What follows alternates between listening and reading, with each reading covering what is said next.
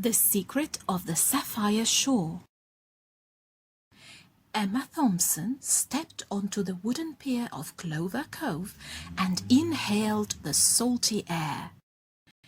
It was her first real holiday in years, and she was determined to uncover the secret everyone whispered about, the secret of the Sapphire Shore.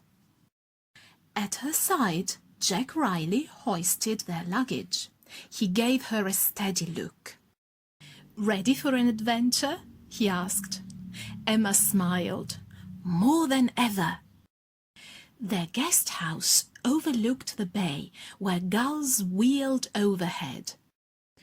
On their first morning, they wandered into town and found a small museum run by Lily Shaw, the local historian.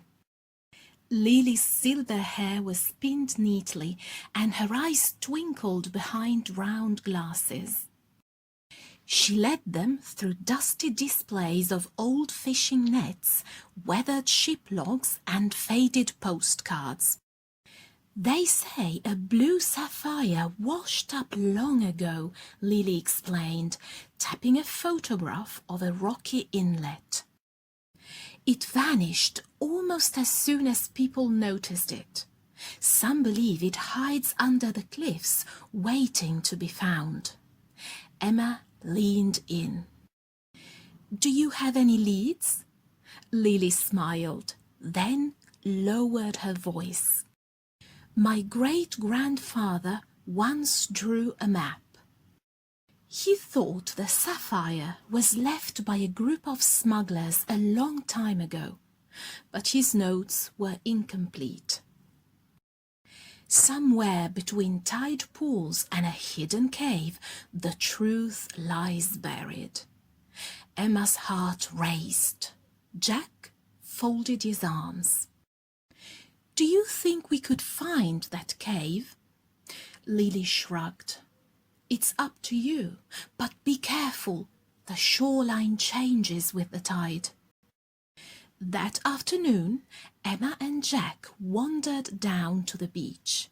Sunlight danced on crests of gentle waves.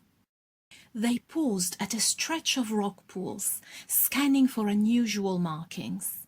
A small voice piped up beside them. "Looking for something?" Oliver Green pressed close, his straw hat tilted back. He was 10, but looked fearless. "I heard about the sapphire," he said. "I know these rocks like the back of my hand." Emma crouched down. "Do you know any secret spots?" Oliver pointed at a narrow passage between two boulders. "At low tide, you can slip through."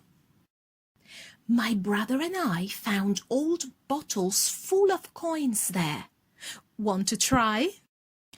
They waited for the tide to pull back, then squeezed through the gap just as Oliver directed. The rocks formed a half circle, and hidden beyond was a small cove with smooth walls. "This is it," Emma whispered. She scanned the cliff face for grooves or carving. Jack shined his flashlight over the stones until he found a shallow indentation shaped like an arrow. "Look at this!" The arrow pointed left toward a crack in the rock. Emma ran her hand along it and discovered a rusted ring. She tugged it free, revealing a metal handle. With a grunt, she pulled, and a section of rock swung inward like a door.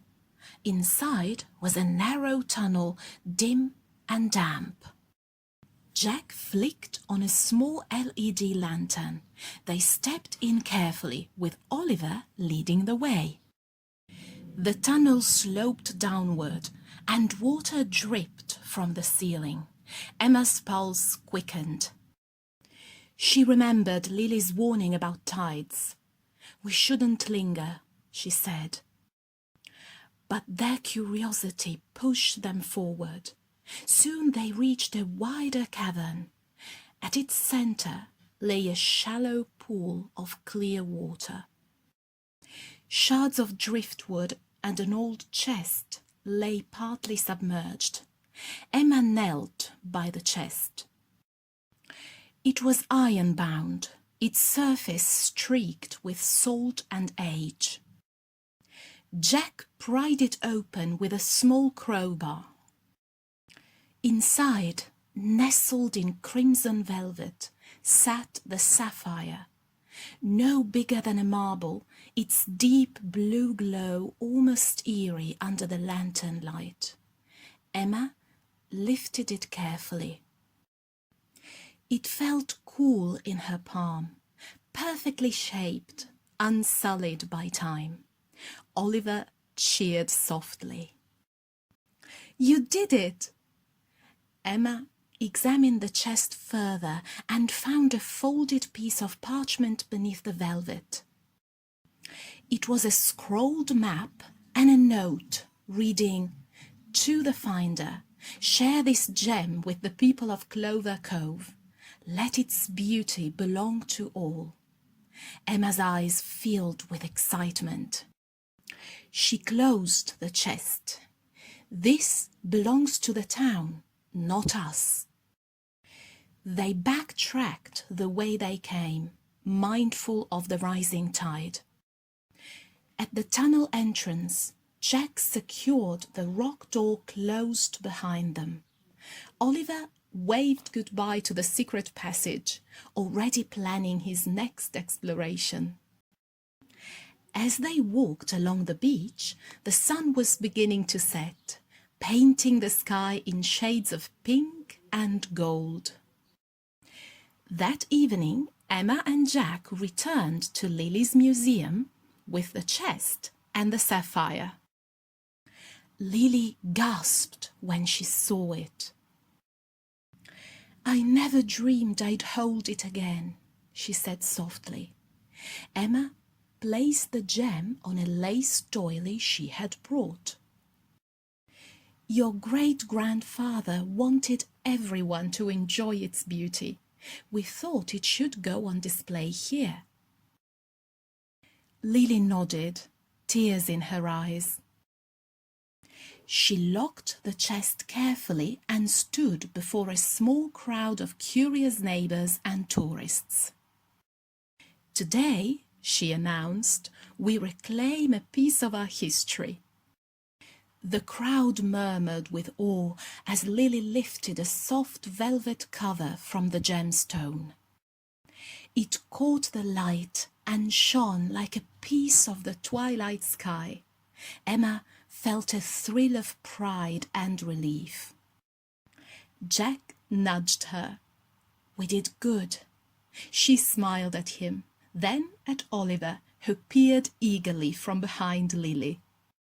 Captain Finn appeared at the door.